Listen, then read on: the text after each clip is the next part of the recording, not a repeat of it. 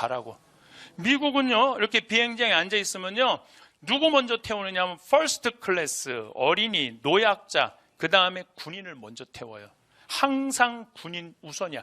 군인이 이코노미석에 타잖아요. 그래도 어디다 앉혀주느냐면 비상구 있죠. 다리 쭉 뻗더라고. 항상 그렇게 군인 우선이에요. 이번에도 괌에 강의 갔을 때 내가 5성급 호텔에 머물렀는데 너무너무 놀란 게 짝대기 하나 두 개짜리가 호텔에서 잠을 자는 거예요. 호텔에서 5성급 호텔에서 밥도 최고 좋은 음식점에서 먹는 거예요. 호텔 내에. 쟤네들 왜 그러냐, 지금 훈련 중이래. 훈련 중인데도 어디서 잠을 자? 호텔에서 잠을 자는, 호텔에서. 근데 어쨌든 그 군인들이 한 10몇 명이 밥을 먹더래요. 그래서 이제 자리를 비켜주고 있는데 자기네들이 젊은 군인 아이들이 밥값을 계산하려고 그럴 때 이 패트리샤가 가서 내가 계산했다고, 니네들 계산하지 말라고.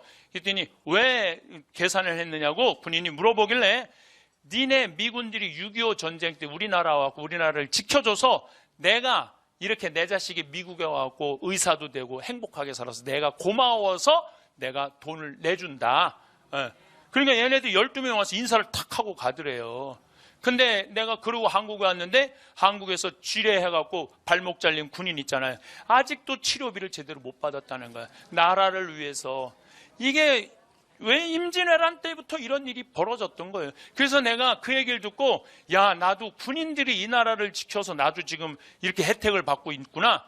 그래서 내가 결심한 게 있어요. 앞으로 내가 혹시 어느 음식점에서 군인이 밥을 먹으면 내가 쫓아가고 너 음식값 내지 마. 내가 내줄게. 정치인들이 백성을 무서워해야 돼요. 정치인들이 백성을 무서워해야 돼. 내가 잘못한 게 있으면은 정치인들이 발을 붙이기 못하게 해야 돼. 근데 우리나라 정치인들은 백성을 무서워하지 않아요.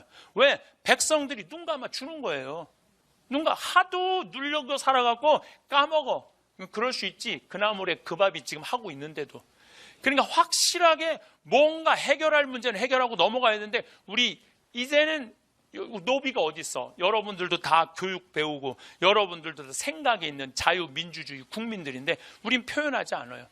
뭐가 자유인지도 모르고 뭐가 인권인지도 모르고 뭐가 정인지도 모르고 그냥 돈에 그냥 돈만 있으면 돼. 경제만 누군가 살리면 돼. 이명박 대통령이 여러분들 정권 하는 동안 백성을 위한 정치를 했어요? 대기업을 위한 정치를 했어요? 대기업을 위한 정치 다 깎아줬어요. 그래도 백성들이 저항 하나 안 하잖아요. 그러니까 백성을 우습게 보는 거예요. 오늘도 황창현 신부님의 말씀을 통해 행복한 노후를 위한 해안을 얻어가시길 바랍니다.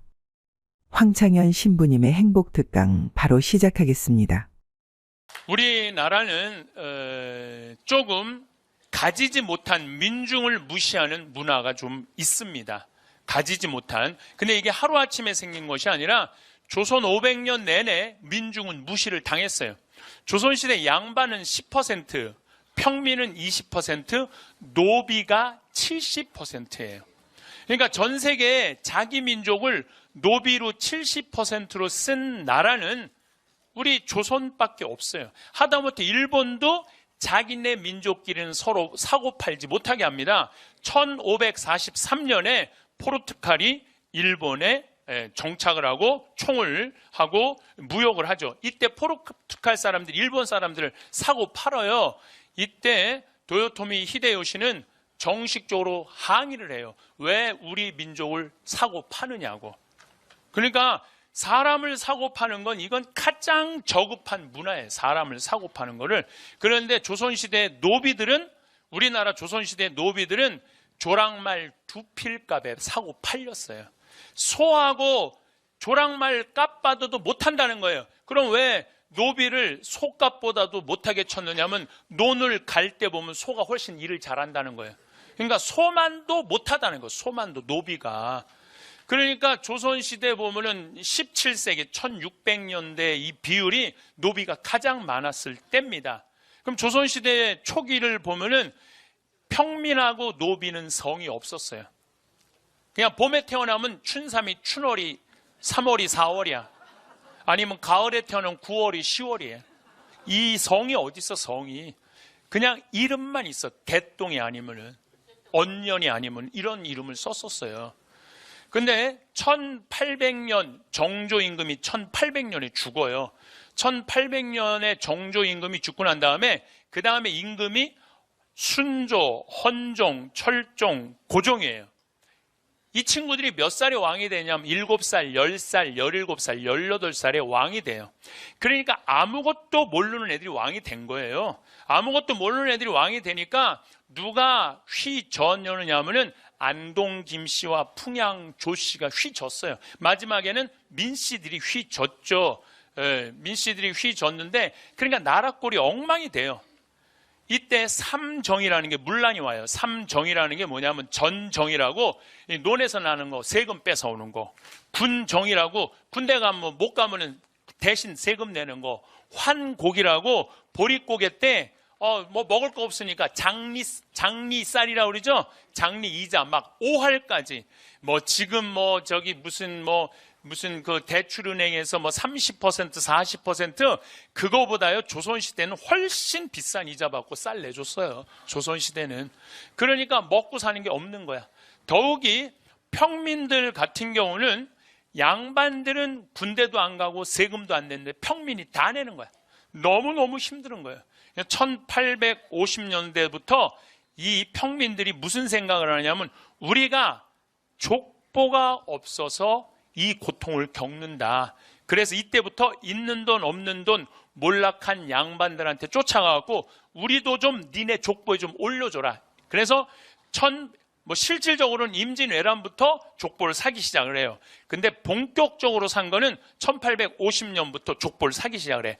그래갖고 1909년에 우리나라 1000만 명 인구 전체가 성을 가져요. 우리나라가 성 가진 게 1909년에 다 가져요. 그러니까 여러분들 만약에 지금 1600년에 태어났으면 여기 90%는 다 3월이 4월이 9월이 10월이야. 90%는 다 개똥이 아니면은. 그런데 귀양성을 가질 거 왕씨성으로 가자. 그래서 다 김씨, 이씨, 박씨로 다 족보 뛰어 들어간 거예요. 그래서 우리나라가 김씨가 지금 몇 명이냐면 1100만 명이에요. 이씨가 720만 명, 박씨가 420만 명. 그래서 김씨, 이씨, 박씨가 2300만 명이에요. 최씨, 정씨가 240. 그래서 이 5개 성이 3000만 명이에요. 3000만 명. 어떻게 우리나라 성이 286개예요. 1909년에 286개. 지금은 뭐 이민자들이 많이 들어와고 5천 개로 늘어났어요. 근데 일본은요, 성이 몇 개냐면 30만 개, 30만 개.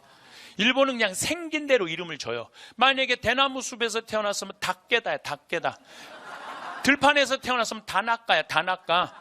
그러니까 생긴 대로 성을 줘갖고 30만 개야. 근데 만약에 내가 들판 창현이 아니면 무슨 대나무 창현이 이러면 우리 뭐라 그럴게? 우리는 저놈 저 뼈대요. 적어도 김이 뭐 박씨로는 가야지. 여러분들 골프 선수 이름이 타이거 우즈야. 숲속의 호랑이에요. 생긴 대로 짓는 거예요. 우리는 그냥 죽으나 사나 김이박으로 가야 돼. 그러니까 내가 보니까 김씨, 이씨, 박씨들은 문제가 많은 성이야. 사실 나도 황씨지만은 나도 의심이 많이 가요. 왜냐면 우리 고향 경상도 함양인데 그거 뭐하러 뭐 황희정승 22대 23대가 왜 거기 가서 살아요. 황희정승 미친데. 그런데 김씨든 황씨든 무슨 타이거든 무슨 상관이에요. 사람이면 다 소중하지 않아요? 사람 자체가 소중한 거 아니에요? 누구네 집 뼈대 23손은 훌륭하고 누구네 집은 안 훌륭한 게 어디 있어. 사람은 다 훌륭한 거예요. 사람은 다 귀한 거예요. 근데 우리는 그런 게 다시 말해서 개성이 없는 거예요. 생긴 대로 못 사는 거예요. 생긴 대로. 그러니까 우리나라 사람들은 남이 하면 다 해야 돼. 누군데 김씨로 뛰어들어가면 다 김씨로 뛰어들어가야 돼. 이씨로 들어 다 이씨로. 누가 꾸찌 들고 다니면 나도 들고 다녀야 돼. 꾸찌 들고 다니면. 짝퉁도 괜찮아. 꾸찌면 돼. 일단 꾸찌면 돼. 꾸찌면 돼.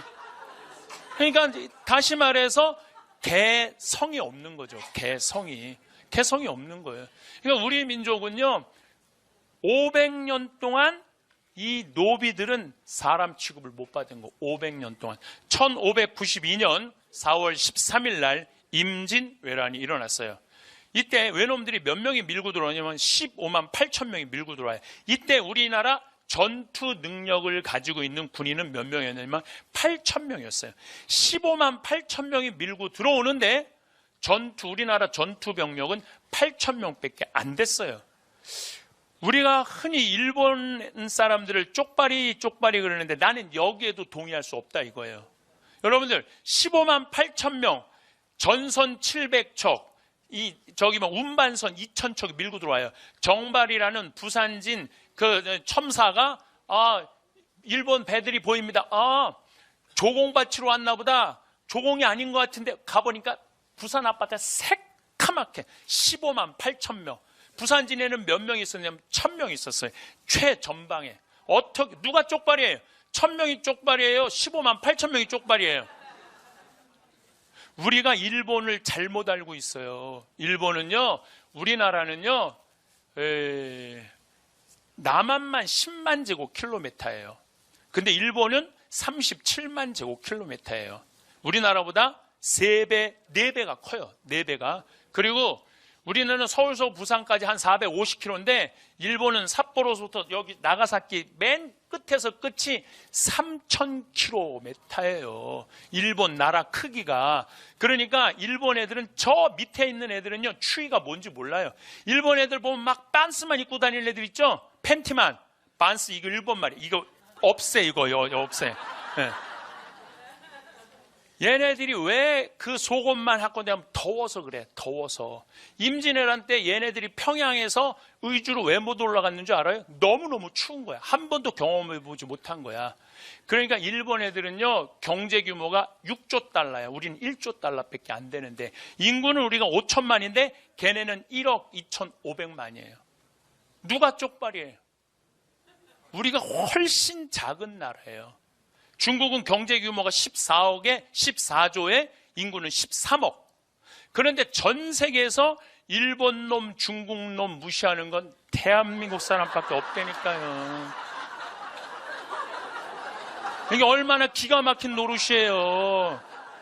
예, 지금은 전 세계 1위는 미국이야. 2위는 중국이고 3위는 일본이에요. 그러니까 전 세계 가장 강대국 사이에 우리가 껴있는 거예요. 지금 국정교과서 갖고 싸울 때가 아니야 지금. 얼마나 지금 우리 위험한 상황에 와 있는데 저러고 맨날 싸우고 앉아있는. 그러니까 치라는 거예요. 그러니까 답답하다는 거예요. 우리 지금 현실 상황이 얼마나 냉정한 상황에 놓여 있는데 어쨌든 15만 8천 명이 밀고 들어왔는데 부산진에서 3시간 만에 무너져요. 부산진이. 동래성은 다음날 무너져. 송상현이 무슨 선조가 잘했다고 절하고 자결해버려요. 예. 그리고 4월 30일 날 한양에 도착을 해. 그 많은 군인이 4월 30일. 전쟁이 없었던 거죠. 전쟁이 있긴 있었죠. 상주 전투, 충주 전투, 용인 전투 3가지 전투가 있었는데 거기서 우리나라는 될 게 아니었어요. 상주에는 고니시 육기나가라는 15,000명 육군 최첨단 주력 부대가 몰고 올라오는데 우리는 재승방약이에요. 전투 국가 방어 체계가. 이게 굉장히 말이 어려운 것 같은데 무슨 뜻이냐면 니네 동네는 니네가 알아서 지켜라 이거예요. 네. 그러니까 정부에서 장군 하나 보내주는 거야. 장군을 누구를 보내느냐면 젊은 장군 이일을 보냈어요. 이일이 조정에서 외놈들이 왔다고? 네가 가서 막아. 몇 명을 줬냐면 300명을 줬어요. 근데 중간에 다 도망가갖고 이 일이 상주에 도착했을 때는 몇 명이 있었는 60명이 있었어요. 쟤네들은 15,000명이 올라오고 있는데. 그러니까 니네 동네는 니네가 막아. 그러니까 막 모내다가 난리가 났대. 뭐 난리가 났어? 어디서 났대? 상주로 모이래. 그래갖고 북천변이라고 상주 강, 낙동강 변 있죠? 거기에 모여요. 800명이 모여요. 15,000명이 있는데, 그래, 한 놈이 쫓아와갖고, 장군님, 이제 지금 외놈이 바로 코앞에 왔습니다. 무슨 외놈이 코앞에 가? 너 안 오면 죽는다. 다음날 했는데 안 왔는데 죽였어. 근데 이미 상주성이 함몰된 거예요. 끝난 거예요. 그 다음에 이제 모이는 데가 대구에서 이제 한 2만 명이 모였어. 난리가 났대. 어디로 모이래? 대구로 모이래. 2만 명이 모였는데 정부에서 중앙에서 파견한 장군이 안 내려왔어. 그러니까 뭐라 그래? 난리가 아닌가 봐. 가자. 이게 나라를 지키는 한 나라의 꼴이었어요. 그러니까 15만 8천 명의 군인이 있었다는 것은 백성을 위한 군인이 아니고 임금을 위한 군인이었어요. 그러니까 조선은요, 백성을 위한 나라가 아니라 누구를 위한 나라야? 임금을 위한 나라였어요. 충주 탄금대라는 곳에는 이번에 누구를 보내냐면 신립 장군을 보내요. 여진족을 쳐 이기는 명장을, 나이 많은 명장을 보내요. 신립이 8천 명을 받아요. 기마병 8천 명을 받아. 근데 보니까 훈련이 하나도 안 돼 있는 거야. 훈련이 하나도 안 돼 있는 걸 가지고 조령이라고 새도 넘기 힘든 조령에서 막으려고 그러니까 다 도망갈 것 같아. 그러니까 어떻게 해요? 탄금대에서 배수진을 쳐요. 도망 못 가게. 그러니까 딱 외놈들이 보니까 또 이틀 동안 비가 왔네. 발굽이 다 진흙탕에 빠지는 거야. 뛰지도 오지도 못한 거야. 그러니까 딱 삼열로 쏴서 조총으로 죽이는 거예요. 타켓이 얼마나 좋아. 말에 탔으니. 조총이라는 게 뭐야? 새도 쏴 죽인다 그래서 새조자의 총자야. 새조, 조총. 그러니까 얼마나 쏴 죽이기 좋아요. 8천 명이 다 죽어요. 신립은 한강에 빠져 자결해요. 그러니까 4월 30일 날 한강에 도착을 하는 거야. 그러니까 가만히 선조가 보니까 이건 아닌 것 같아. 그래서 임금이라는 게 도망을 가요. 도망을 하는데 몇 명을 데리고 도망가요? 100명을 데리고 도망을 가요.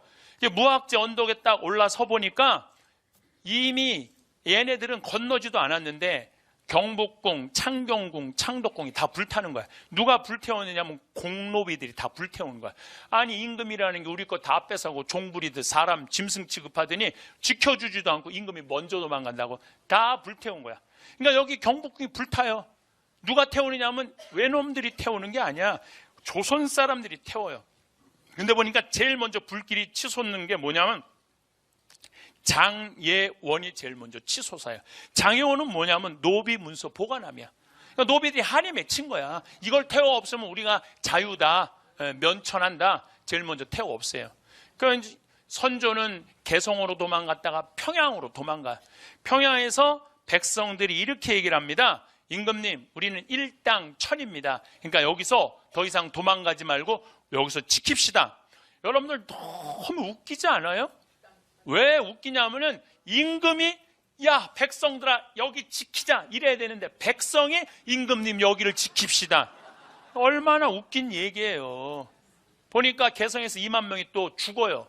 그러니까 선조는 함경도로 갈 거냐 의주로 도망갈 거냐 고민을 하다가 의주로 도망을 가요. 그 꼴을 보고 백성이 너무 화가 나니까 고니시 육기나가 부대 지나가는 길 담벼락에다가 선조 도망간 데를 화살표를 해줘. 이쪽으로 도망갔다고. 그러니까 가서 잡으라고.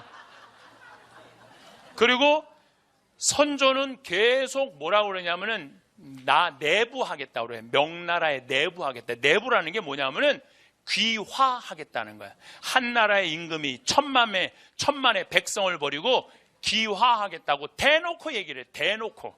참 부끄러운 역사예요. 뭐 우리 지금 역사 잘못 가르친다고 그러는데 알 건 알고 넘어가야지. 그리고 의주에서 딱 안 되니까 명나라에 편지를 보내. 그 내가 조선왕조실록에서 다 발췌해놨어요. 명나라에 뭐라고 편지를 보내느냐면은 이제 이 몸은 어버이의 나라 가서 죽고 싶다. 나를 받아줘라 그래요. 어버이의 명나라에 가서 죽고 싶으니까 나를 받아달라고 그래요. 그게 선조야. 임금. 이때 선조를 막아 나선 게 누구냐면 유성룡이 막아 나서요. 임금님, 만약에 압록강을 건너가면 이씨 왕조는 끝나는 겁니다. 건너가면 안 됩니다. 그러니까 선조가 이렇게 말합니다. 그러면 어떻게 하란 말이냐 이놈아 나보러. 그래요. 그러니까 유성룡이 뭐라고 그러냐면 임금님, 우리는 노비가 7할이 있습니다. 70%가 노비잖아요. 이 노비들한테 외놈 목 하나 잘라오면 상을 주고 2개를 잘라오면 면천을 주고 3개를 잘라오면 벼슬을 준다고 선포하십시오. 근데 종묘사직이 노비들에 의해서 지켜진다는 것을 선조는 받아들일 수가 없었어요. 짐승 같지도 않은 것들한테 이 종묘사직을 지킨다는 걸 받아들일 수가 없었어요. 계속 반포를 안 해요. 안 하다가 턱 밑에까지 고니씨가 이제 항복하라고 그러니까 그때서 반포를 해요. 외놈 목 2개 잘라온다니까 면천시켜준다니까 노비들이 뭐라고? 안 그래도 외놈들한테 감정이 안 드는 목 2개만 자르면 면천을 시켜준다고? 다 누구 밑으로 들어가냐면 이순신 밑으로 다 들어가요. 갑밭이 뭐 이게 가죽하는 갑밭이 그다음 백정들 이런 사람들 다 이순신 밑으로 들어가. 이순신 밑으로 들어가고 딱 외놈하고 맞닥뜨리기만 하면 이게 또 좀 재미난 얘기지만은 얘네들은 전선이요. 우리는 판옥선이라고 전투선이야. 근데 얘는 전투선이 없어. 일본 애들은 그냥 배야. 그래갖고 우리 사다리 놓고 올라오는 거예요. 사다리 놓고 올라만 목만 내면 목을 자르는 거야.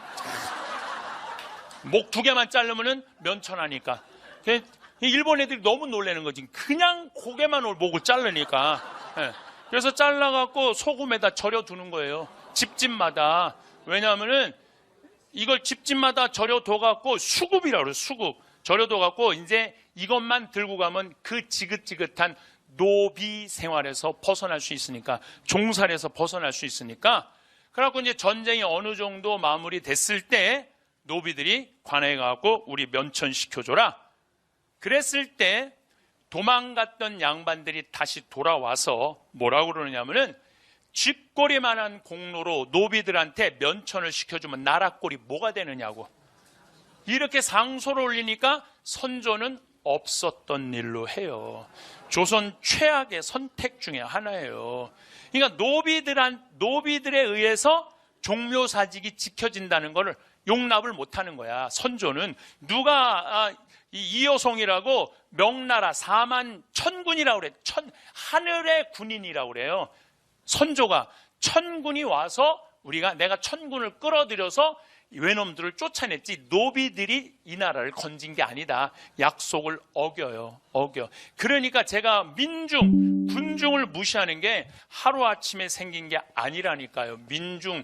군중, 백성을 어긴 게 무시하는 게 하루아침에 생긴 일이 아니에요. 얼마나 노비들이 화가 났겠어요. 목숨을 걸고 나라를 지켰는데 이 나라는 항상 누가 지켰어요? 백성이 지켰어. 백성. 이 나라는 여러분들이 지킨 거예요.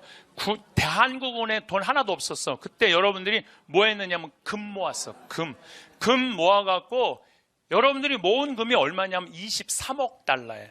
23억 달러.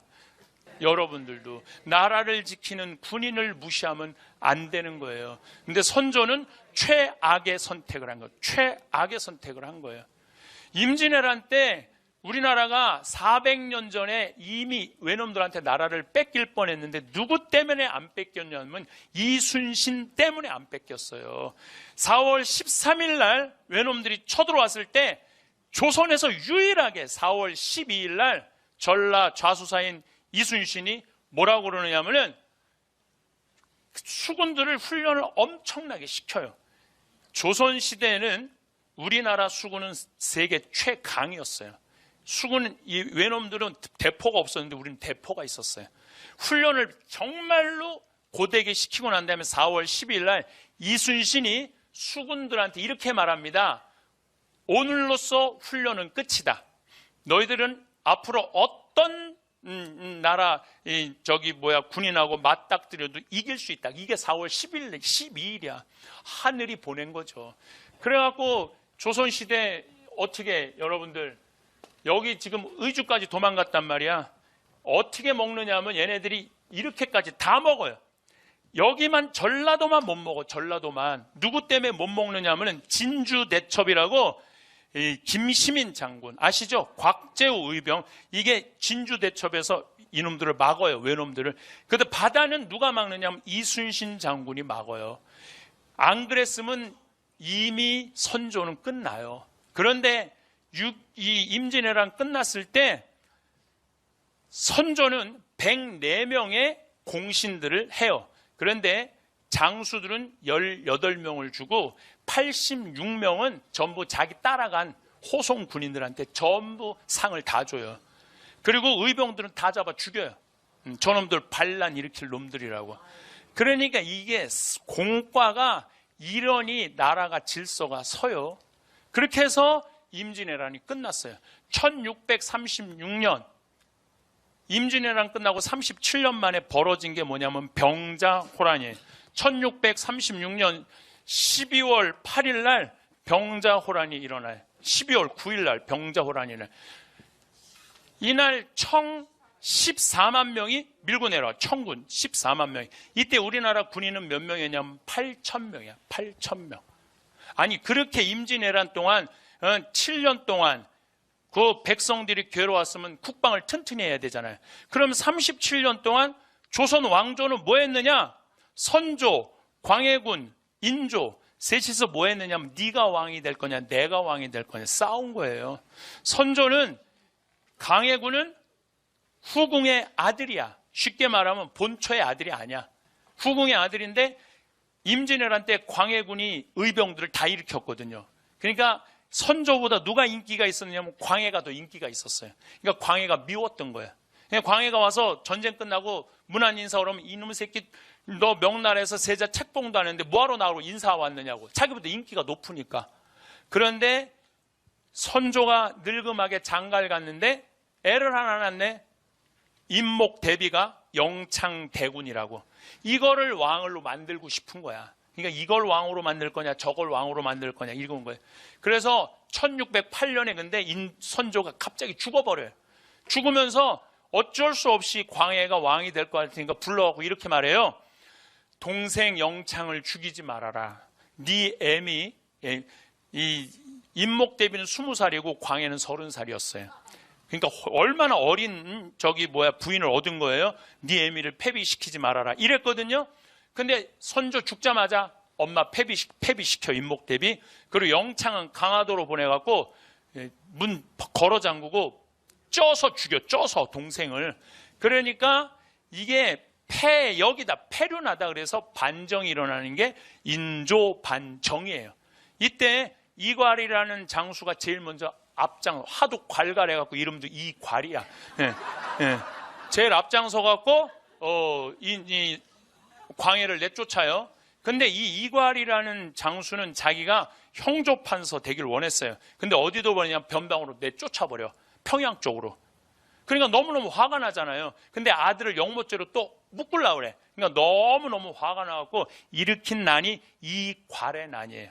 이때 이괄이 평양에 군인이 2만 명이 있었어요. 한양이 2만 명이 있었어. 4만 명이 서로 네가 왕이 될 거냐 내가 왕이 될 거냐 싸우다가 4만 명이 다 죽어요. 다 죽어요. 예. 그 다시 인조반정이 3일 동안은 이괄이 이 한양을 차지하고 이 광해는 어디로 도망가요? 저 밑으로 도망가거든요. 결국은 제주도로 가서 죽어요. 이제 인조도 이제 도망가죠. 공주로 도망을 가요. 인조도 공주로 돌아와요. 4만 명이 다 죽어. 그러니까 군인을 키우질 않는 거야. 정책적으로. 왜냐하면 또 어떤 놈이 반란을 일으킬 줄 어떻게 알아? 내가 아까부터 말한 얘기가 무슨 얘기냐면 백성을 위한 나라가 아니라니까요. 누구를 위한 나라야? 왕을 위한 나라야. 그러면서 병자호란이 일어났을 때 개성에서 평양에서 그 장수들이 이렇게 말합니다. 한 번이라도 진법 훈련을 하고 우리가 패했다면은 한이 맺히지 않을 텐데 진법 훈련을 못하게 한 거예요. 진법 훈련만 하면은 저놈 영목 꾸밀려고 그런다. 한양 올라가고 뒤집으려고 진법 훈련을 못하게 한 거예요. 그래갖고 인조는 결국은 5일 만에 한양에 도착을 해요. 철기병 14만 명이. 철기병 들어봤죠? 최종병기 활이라는 거 아시죠? 그게 그 얘기예요. 14만 명이 5일 만에 와. 인조는 할아버지 닮아서 시구문으로 남한산성으로 도망가요. 남한산성으로 버티다가 전부 다 경상도, 충청도, 전라도에서 또 노비들 오라고 그랬는데 노비들이 안 와요. 왜 안 오냐면은 임진왜란 때 한번 속았잖아. 근데 누가 왕을 위해서 죽겠어요. 왕이 도망다니고 이런 왕을. 그러니까 안 와. 그래도 억지로 한 4만 명이 와요. 4만 명하고 청철기병 300명하고 붙어요. 쌍영치 전투라고 경기도 광주 쌍영치라고 언덕이 있어요. 근데 겨울인데 붙으면서 너무너무 무서워. 노비들이 한 번도 훈련을 받은 적이 없어. 다 자기네들끼리 도망가다가 밟혀 죽어요. 자기네들끼리 밟혀 죽어. 그러니까 결국은 어쩔 수 없이 인조는 삼전도 지금 롯데월드 있는데 있죠? 거기가 삼전도예요. 삼전도에 끌려 나와. 남한산성에 가깝잖아요. 예, 삼전도에 끌려 삼괴 구고두라는 항복식을 해요. 한 번 절하고 3번 이마 짓지는 거. 화정이라는 드라마 요즘 계속 해요. 끝났어요? 끝났어요? 거기에 항복하는 거 혹시 보신 적 있어요? 한 번에 그냥 이마에 막 피가 나오잖아요. 예, 그 정도는 아니었대요. 그냥 머리만 살짝 담으면 되는데 백성들이 9번만 머리에 짓지면 되는데 108번을 짓졌다고 그러는 거야. 이건 백성들이 원하는 거야. 역사서엔 그런 내용이 없대요. 백성들이 원하는 거. 머리통이 터져도 된다 너는.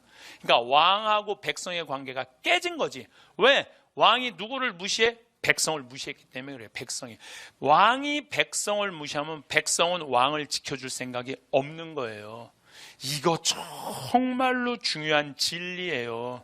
이번에도 국정교과서 국민들 68%가 반대한다고 그러잖아. 그럼 생각을 해야 되는데 그냥 밀고 나가는 거예요. 별로 내가 보기엔 다를 바가 하나도 없다는 얘기예요. 그래갖고 병자호란이 끝났어. 이제 나라는 정말 점점 어두운 데로 가는 거예요. 그런데 1894년 2월 10일 날 뭐가 일어나느냐면 동학농민 전쟁이 일어나요. 전라도 고부라는 곳에서 군수가 갑질을 해대요. 군수가 갑질. 군수가 무슨 갑질을 해대느냐 하면은 막 죽은 아버지 무슨 묘한다고 비석 세운다고 세금 뺏고 뭐 죽은 애들 세금 뺏고 세금을 얼마나 갑질을 하면 군수 이름이 조병갑이야. 조병갑이야. 군수 이름이 조병갑이에요. 정봉준이 아버지가 관아에 가서 매 맞아 죽어요. 그때 전봉준이 들고 일어나요.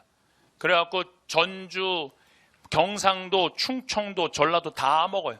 그래갖고 한 6개월 동안 통치를 해요. 동학농민군이 실질적으로 통치를 하고 이제 어디만 밀고 올라가면 되냐면 한양만 밀고 올라가면 돼. 이제 고종만 뒤집어 엎으면 돼. 근데 고종은 이 동학농민군하고 타협할 생각이 없었어요.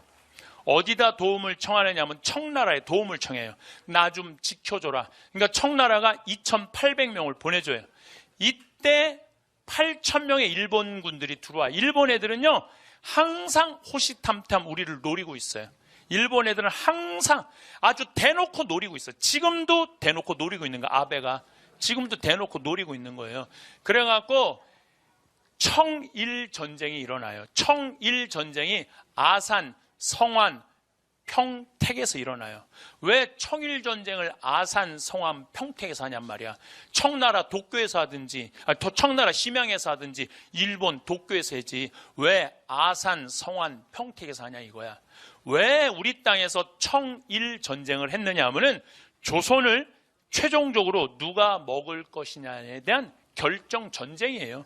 그게 청일전쟁이에요. 그런데 청나라 애들이요 다 패해요. 더욱이 일본 애들은 거의 기관총 수준의 총이 있었어. 기관총 수준의 총이. 근데 청나라 애들은 그런 총이 없었거든요. 2만 명을 보내는데 다 죽고 200명 도망가요. 200명. 그러니까 이제 누가 이제 우리 주권을 갖고 일본 애들이 먹으면 돼. 그래서 청나라 애들이 청일전쟁 끝나고 난 다음에 일본 시모노세키라는 섬에 가갖고 맺은 조약이 시모노세키 조약이에요. 이 조약 내용이 뭐냐면은 조선은 독립국이다. 청나라가 선언을 해요. 그전에는 조선은 청나라의 속국이었거든. 조선은 독립국이라는 얘기 뭐냐면은 일본 니네가 먹어도 우린 관여하지 않겠다. 그 얘기예요. 그래서 조선은 독립국이라. 그래서 이제 막 먹으려고 그랬더니 러시아가 가만히 있어봐. 니네들 조선 먹으면 안 되지. 그래갖고 프랑스하고 독일을 끌어들여요. 그래서 못 먹게. 이게 삼국 간섭이에요. 너무너무 열받잖아요. 다 먹은 건데 저 러시아 때문에. 그런데 그 러시아에 가서 딱 붙어갖고 우리나라를 지킨 게 누구냐면 명성황후예요. 명성황후가 러시아가 힘이 세구나 가갖고 우리 일본한테 지켜줘라 계속 그러니까 너무너무 명성황후가 미웠던 거야. 그래서 1895년 10월 8일 날 여우사냥이라는 이름으로 명성황후를 죽여요. 경복궁에 들어가갖고 건천궁, 건천정이라고도 하죠. 건천궁에 들어가갖고 명성황후를 끄집어내요. 세자가 살려달라는데 세자를 발로 차요. 병풍으로 날아가. 고종도 살려달라고 그래요. 고종도 밀쳐내버려요. 그리고 명성황후를 끄집어내갖고 칼로 2번 난도질하고 20명이 자객이 들어가서 돌아가면서 강간을 해요. 한나라의 왕비를 돌아가면서. 그래서 그중 자객 1명이 이렇게 말합니다. 오늘 참으로 이 궁에서 가소간호한 일이 벌어졌다. 참으로 웃기고 참으로 화나는 일이 벌어졌다 그래요. 한나라의 왕부를 그냥 죽이지.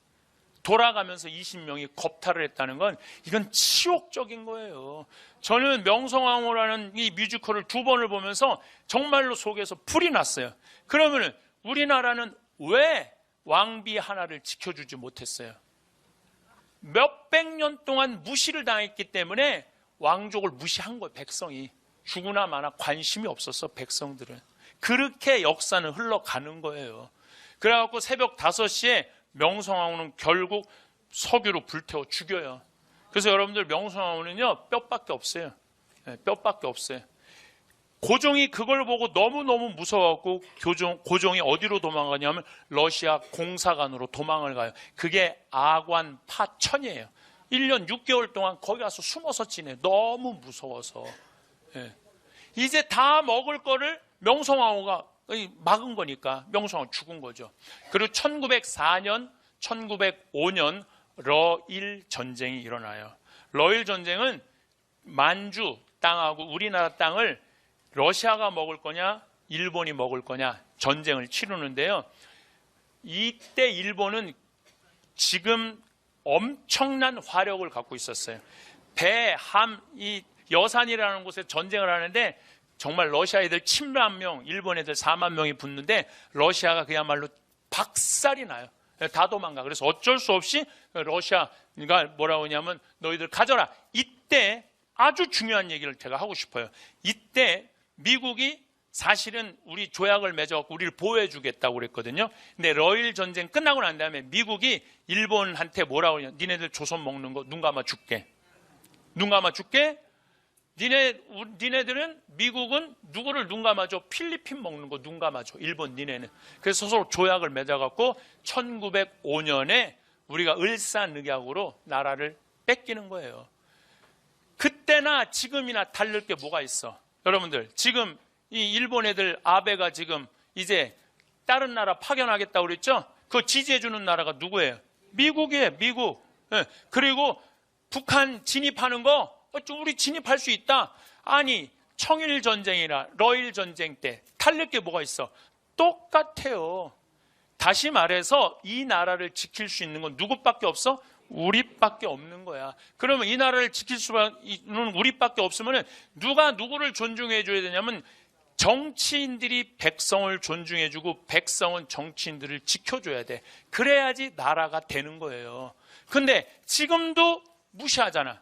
1905년부터 1910년 사이에 그러면은 뭔가 일어나야 될 거 아니에요. 독립운동이 일어났는데 사실 여러분들 독립운동은요 1920년부터 일어나요.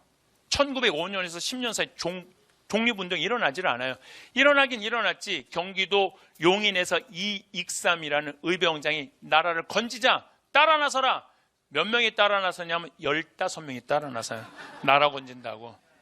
그리고 이 전라도에서는 의병이 일어났는데 103명이 일어났는데 외놈들이 몇 명의 군인을 보내냐면 2,000명을 보내. 그래갖고 103명을 싹 쓸어 없애버려요.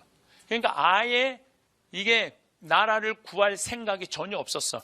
여기는 환경적 요인도 있어요. 환경적 요인이라는 건 뭐냐면은 1905년에서 1910년 사이에 한 번도 본 적이 없는 가뭄이 와요. 한 번도 본 적이 없는 가뭄이 오니까 백성들이 먹을 게 하나도 없으니까 무슨 왕이 죽고 왕비가 죽고 나라가 뺏기고 안 뺏기고 하나도 관심이 없었어요. 나 지금 먹고 살기도 힘들어 죽겠는데 뭘 한다 이거예요. 그럼 1905년에서부터 1910년 동안 500년 동안 이 나라를 마음껏 누리고 살았던 양반들은 뭐 했느냐? 양반들은 다 뭐 했느냐면 전부 다 땅 팔고 논 팔아갖고 동경으로 다 유학 갔어요. 다 동경으로 유학 갔어요. 여러분들 일제 그 삼식 강점기 때 일본으로 유학 간 사람들이 평민이 갔어요? 노비가 갔어요? 누가 갔어요? 양반들이 갔어요. 500년 동안 모든 걸 누리고 살았던 양반들이 간 거야. 가갖고 공부하고 돌아와서 일제 36년 동안 매달려서 거기서 일본 애들하고 이 나라 나눠 먹고 빌붙어서 친일하고, 그리고 해방이 딱 됐어요.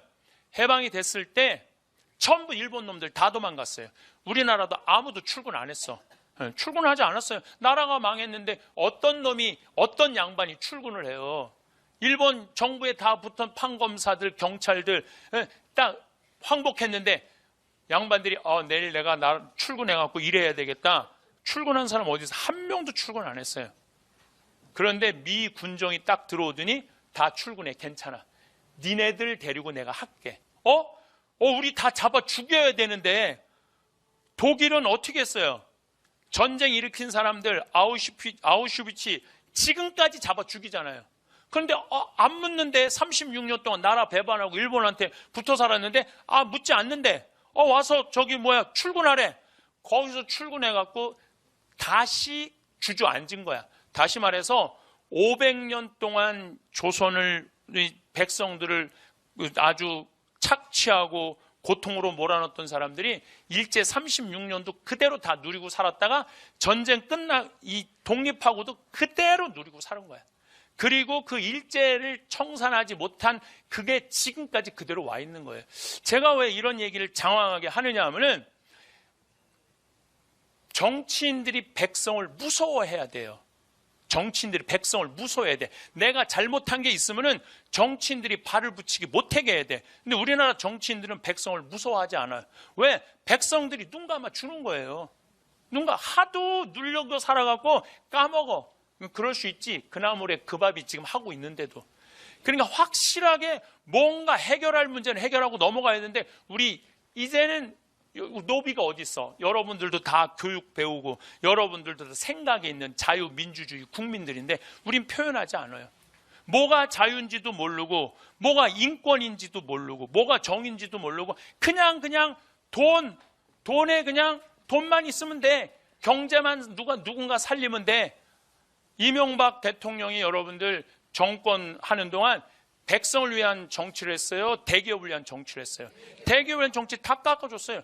그래도 백성들이 저항 하나 안 하잖아요. 그러니까 백성을 우습게 보는 거예요. 그래서 제가 많은 경우 이런 얘기를 해요. 일제 36년을 청산할 일이 아니에요. 조선 500년을 청산해야 돼요. 조선 500년을 청산하지 않으면 우리는 미래로 나가는 게 쉽지 않다는 거예요. 예수님이요, 가톨릭 문화 안에 보면은 예수님이요, 가난하니 병드니 그 다음에 이 나그네 감옥에 갇힌 이를 함부로 대하지 말라고 그러잖아요. 그 예수님 문화 안에 꽉 차 있는 나라들은요 정말로 복지가 잘 돼 있어요. 그리고 왜 우리 가톨릭이 2000년 동안 유지해 왔어요? 가난한 이들 편에 서 왔기 때문에 2000년을 유지해 온 거예요. 1789년에 프랑스 혁명이 일어났을 때 프랑스 교회는 끝났어요. 프랑스 교회가 왜 끝났는 줄 알아요? 그때 귀족 편에 붙어서 갖고 가난한 이들 편에 쓰지 않았기 때문에 끝난 거예요. 그래갖고 지금 프랑스 신부들은 국가에서 월급 받아요. 국가에서 월급 받아요.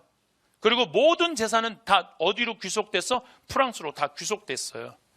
그 왜 그러냐 하면은 가난한 백성들과 함께하지 않았기 때문이야. 우리 교회도 똑같아요. 우리 교회도 지금 정의로운 일에 가난한 한 이들의 권리를 찾는 일에 우리가 무심하고 우리도 돈만 쫓아서 성당 건물 짓고 돈 모으는 일에만 혈안이 돼 있다면 우리도 똑같다는 거예요. 우리 가톨릭이 무시당하기 싫으면 어떻게 해야 돼? 정의로운 일에, 가난한 일에, 감옥에 갇힌 억울한 사람들의 편에 들어서야 된다는 거예요. 그래서 사람을 무시하면 그 문화는 없는 거예요. 사람을 무시하면. 그게 역사든 개인사든 사회 아니든 사람을 존중하는 문화를 우리가 꼭 이루어야 된다는 얘기입니다. 예. 말하고 나서 크게 후회하신 적 있으십니까? 그런데 어떤 말은 우리의 운명에까지 영향을 미칩니다. 실제로 우리가 남에게 하는 말은 우리의 인간관계는 물론 나아가 우리의 말년운까지 영향을 미칠 수 있습니다. 그 중에서도 특히 피해야 할 말이 있습니다. 말려놓음까지 망치는 남에게 절대 하면 안 되는 말 7가지를 말씀드리겠습니다. 첫 번째, 내 약점은 끝까지 감춰라. 왜 좋은 대화는 지혜롭고 말을 조심해야 할까? 자신있게 말하는 것은 인격을 나타냅니다. 현재와 미래를 걱정하며 말해야 하며 지혜로운 대화가 필요합니다. 노인이 되면 집단에서 아웃사이드로 위치되어 말을 조심해야 합니다. 자신감, 지혜로운 대화, 비밀 보호와 같은 이유 때문입니다. 또한 자신만의 비밀을 가지고 있을 때는 그것이 자신의 선택입니다. 단 비밀을 누설하게 된다면 안 됩니다. 자신의 출생의 비밀, 가족 간의 갈등 등을 조심해야 하며 자신의 약점을 계속해서 회상하며 털어놓고 말하는 것은 다른 사람에게 평생 원망받을 수 있는 것입니다. 따라서 자신의 약점은 끝까지 감추어야 합니다. 젊은이가 단점을 고백하며 사랑을 고백했지만 상대방은 단점을 지적하거나 비판하는 것으로 호감이 사라지기 마련이죠. 인간관계에서는 칭찬을 통해 훌륭한 사람으로서의 기본을 만들어야 한다고 생각해요.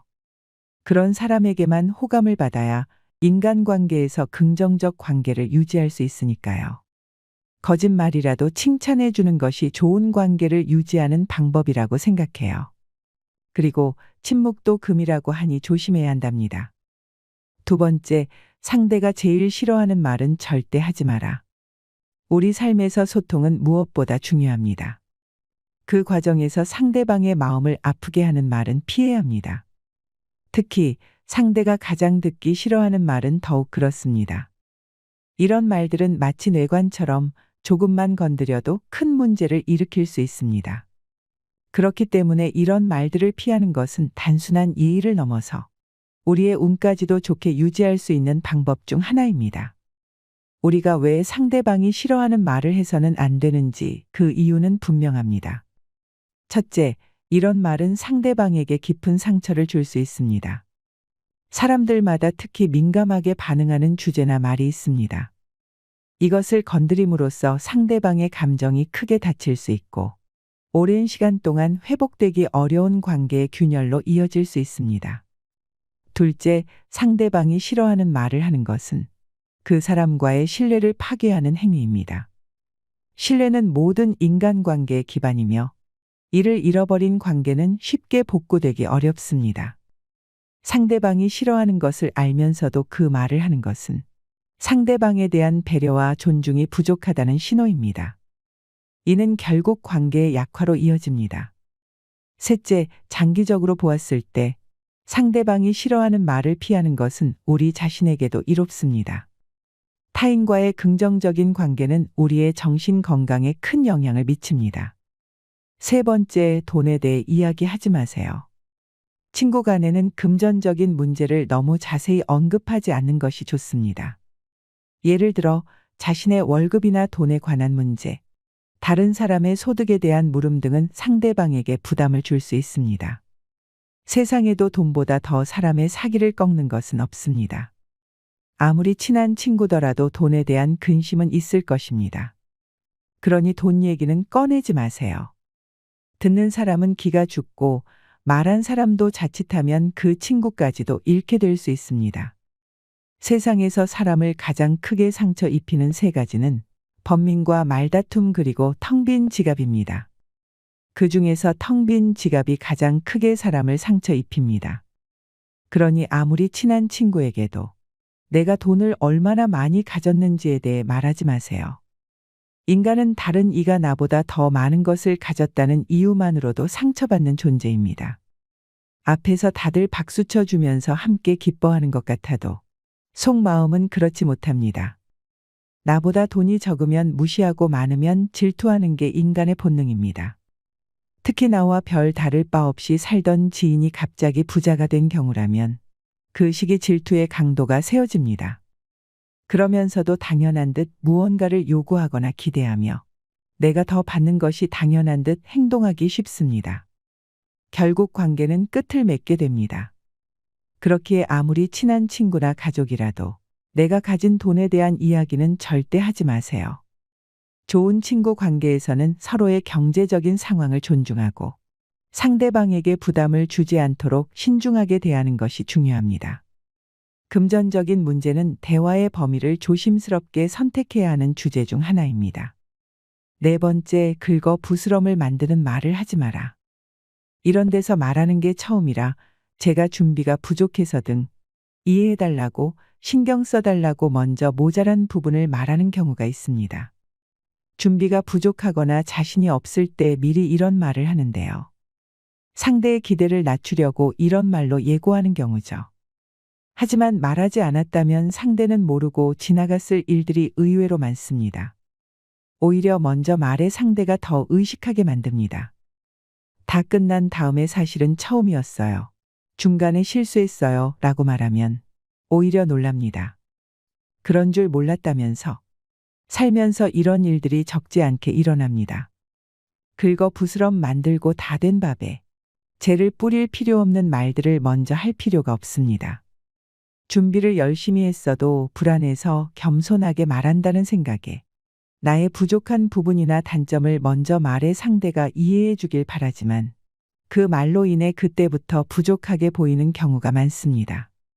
준비성 없고 능력 없는 사람으로 인식될 가능성도 있습니다. 내가 먼저 말해버린 단점은 은근히 눈이 가기 쉬운데요. 이런 말 때문에 초반부터 상대가 실망하거나 평가가 나빠지기도 합니다. 잘못되었을 경우나 상황이 악화되었을 경우 상대는 내가 먼저 말해버린 나의 부족한 부분, 단점을 공격 카드로 쓰는 경우가 있습니다.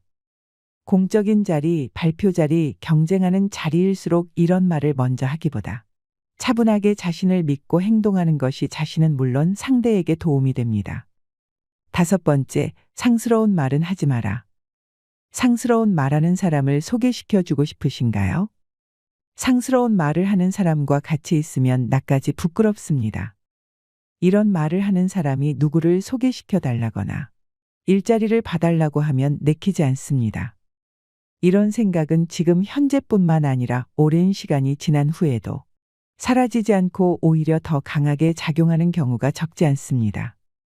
만일 상스러운 말을 직접 들었던 사람이나 계속 들어왔던 사람이 마음에 깊은 상처를 받았다면 아무리 사과해도 씻어지지 않습니다. 상처가 씻기는 방법은 대부분 하나로 모아지더군요.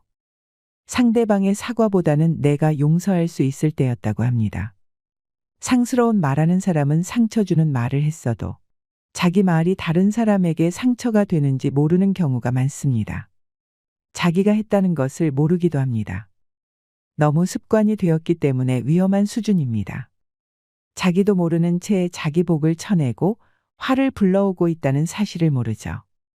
상스러운 말, 즉 욕이나 비하하는 말은 당장 상대방에게 상처를 주는 것은 물론 자신에게도 바로 부정적인 영향을 끼칩니다. 상대방과의 관계가 악화되고 더불어 스트레스를 느껴야 하는 등의 부정적인 결과가 따르는 것이죠. 상대방을 향한 욕설이나 비방은 순간의 감정을 표출할 수는 있지만 그 후에 오는 후회와 부정적인 결과는 훨씬 오래가고 깊은 상처를 남깁니다. 우리의 말은 사람들과의 관계를 형성하고 그 관계를 통해 우리의 인생이 결정되는 큰 역할을 합니다. 가령 가족이나 친구들, 동료와의 관계가 어려워진다면 그것은 우리의 인생을 매우 힘들게 만들 수 있습니다. 더 나아가 상스러운 말은 우리 자신의 인격까지도 훼손시키는 결과를 가져옵니다. 우리가 어떤 말을 하느냐는 우리의 마음과 생각을 드러내는 것이기 때문에 상스러운 말을 하는 습관은 우리의 인격 자체를 떨어뜨릴 수 있습니다. 이것은 결국 우리의 운명에도 부정적인 영향을 미칠 수 있습니다.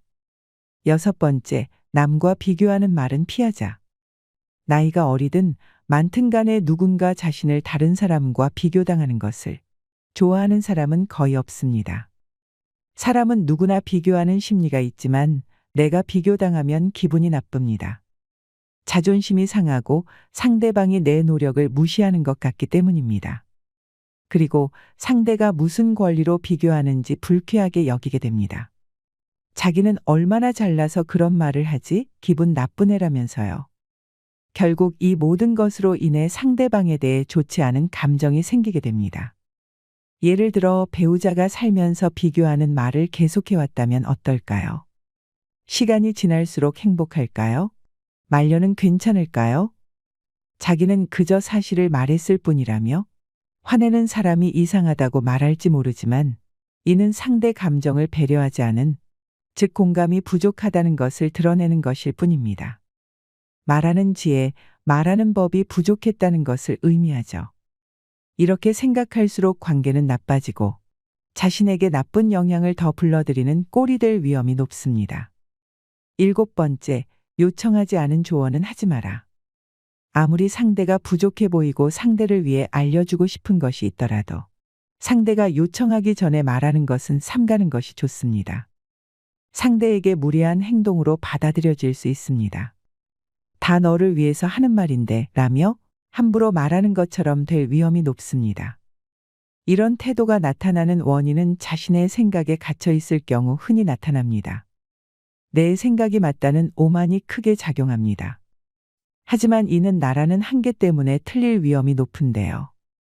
내가 살아온 인생과 관점은 다양한 인간의 삶 중 극히 일부입니다. 이를 전부로 착각할 때 쓸데없는 훈계나 오지랖으로 번집니다. 나이나 경험, 재산에서 차이가 날 때 요청하지도 않은 조언을 하는 실수를 종종 합니다. 무의식적으로 자신이 상대보다 위에 있다는 생각이 작용하는 것입니다. 하지만 내가 틀린 것일 수 있고 상대는 상대 나름대로 잘 살아가고 있을 수 있습니다. 오히려 더 좋은 선택을 하고 있을 수 있습니다. 각자의 관점과 상황이 다릅니다. 아무리 좋은 내용이더라도 누구를 가르치려 드는 것을 좋아하는 사람은 드뭅니다. 그래서 조언이 위험하고 요청하지 않은 조언은 더 위험한 것입니다. 8번째, 남이 못한 것부터 말하지 마라. 운전을 도대체 어떻게 하는 거야? 조심했어야지. 배우자가 차를 긁어먹었을 때, 직원이 실수했을 때 등등. 이런 상황에 못한 것부터 말의 상황도 수습하지 못하고 인심도 잃는 경우가 있습니다. 자식이 부모를 위해 뭔가 열심히 준비했는데 칭찬은 커녕 싫은 소리 하는 경우가 있죠. 음식을 부족했는데 간이 부족하네라고 말하면 준비한 사람의 기분도 확 꺼집니다. 청소한 것이 자기 눈에 성에 차지 않고 지저분한 것이 눈에 들어오니 그것부터 말해버리거나 음식 맛도 개선할 부분부터 먼저 말합니다. 왜 그럴까? 이익보다 손해에 민감한 인간의 본능이고 완벽한 걸 바라는 마음 때문입니다. 상대가 열심히 했어도 손해에 민감하고 부족한 부분부터 보입니다. 하지만 이는 내 마음부터 우선하는 심리입니다. 대화뿐만 아니라 인간관계를 잘하는 방법은 상대부터 배려하는 것입니다. 내 손해부터가 아니라 상대가 다쳤는지를 먼저 물어보는 것입니다. 상대 관점을 먼저 생각하고 과정에 들인 노력을 먼저 생각하는 것이 배려입니다. 물론 마음은 내 손에 내 것부터 먼저 말하고 싶지만 이렇게 할수록 상대는 상처가 깊어짐. 사람이 싫어지고 의욕도 잃게 되고 결국 나도 상처받게 됩니다. 상황을 지혜롭게 풀어가려면 남이 못한 것부터 말하고 싶은 마음을 억제하고 상대를 먼저 살피는 말, 칭찬부터 하는 것이 좋습니다. 마지막으로 노후 찬가를 읊어드리겠습니다. 우리 집의 아침은 늦게 밝는다. 78살의 영감과 70줄의 마누리 사는 집. 출근길이 바쁜 직장인도 학교에 늦을 학생도 없으니 동창의 햇살이 눈이 부실 때까지 마음 놓고 잠에 취한다. 노년에 들면 초저녁 잠이 많아 저절로 아침형 인간이 된다는데 우리 내외의 수면 형태는 여전히 젊은이 같아 늦게 자고 늦게 일어난다. 마누라는 쿨쿨 자지만 영감은 쉽게 잠들지 못한다. 그러나 얼마든지 게을러도 괜찮은 나이. 늦은 아침을 맞이할 때마다 나는 내게 찾아온 노후를 예찬한다. 식사 준비도 간단하다. 잡곡 밥에 된장국, 그리고 김치와 시골에서 가져온 푸성귀, 생선 한 토막이 전부다. 마눌은 영감에게 초라한 밥상을 내밀며 자랑이나 하듯 말을 한다. 조식이 건강식인 것 아시지요? 조악한 음식이라야 노후의 건강을 유지할 수 있다는 핑계를 대며 나에게는 조촐한 식단이 입맛에 맞는 일상의 식사로 속으론 고마워하면서도 아직 내색해본 적이 없다. 그러면서 중얼거린다. 늙었다는 것은 정말 편한 것이구나. 식후의 커피처럼 황홀한 것이 또 있을까? 우리 집의 소파가 놓여 있는 동쪽은 전면이 유리창인데 찻잔을 들고 건너다 보면 동쪽의 공원 야산 수목이 마치 내 집 마당처럼 눈에 들어온다. 나는 가꾸는 수고 없이 그 안에 가득한 꽃과 나무를 즐긴다. 소유하지 않으면서도 누릴 수 있는 많은 것들. 분주한 젊은이에겐 어림없는 일이다. 한유의 복은 노후의 특권이다. 느긋하게 신문을 본다. 주식시장에 며칠 사이 수십조 원에 이르는 자금이 날아갔다는 기사를 읽는다. 이익이 있는 곳이면 벌떼처럼 모이는 군상들. TV를 본다. 권력을 잡기 위한 사투의 현장, 거기에 온갖 거짓과 뻔뻔함이 등장한다. 그러나 이 모든 것이 내게는 어느 남가일몽의 꿈인 듯 허망하다. 다만 젊은 후손들의 심사를 오염시켜 사람인지 짐승인지 구분 못하는 세상 될까 두렵다. 일상에서 초연해지는 것이 늙음의 은총인가. 만용이 사라지고 과욕이 씻겨 나가고 인생에서 어느 시기를 제일 좋은 때라고 말할 수 있을까? 뛰어놀고 공부만 하면 되는 어린 시절일까? 드높은 이상에 도전해보는 열정의 청춘 시절일까? 아니면 가정을 튼실히 이루고 사회의 중견이 되는 장년 시절인가? 도전하고 성취하고 인정받는 이런 시절은 가히 황금기라 말할 수 있을 것이다. 그러나 그 좋은 시절에 나는 결코 행복하지도 황금을 맛보지도 못했다. 경쟁 대열에서 뒤떨어지지 않으려 애쓰던 그 시절. 삶의 본질은 할 일 없는 자들의 주술로 여기고 앞만 보고 달렸기에 남에게 아쉬운 소리 안 하고 살았는가 보다. 그러면서 세월의 영역 속에 밀리고 밀려 추락의 끝이라고 생각한 노후라는 땅에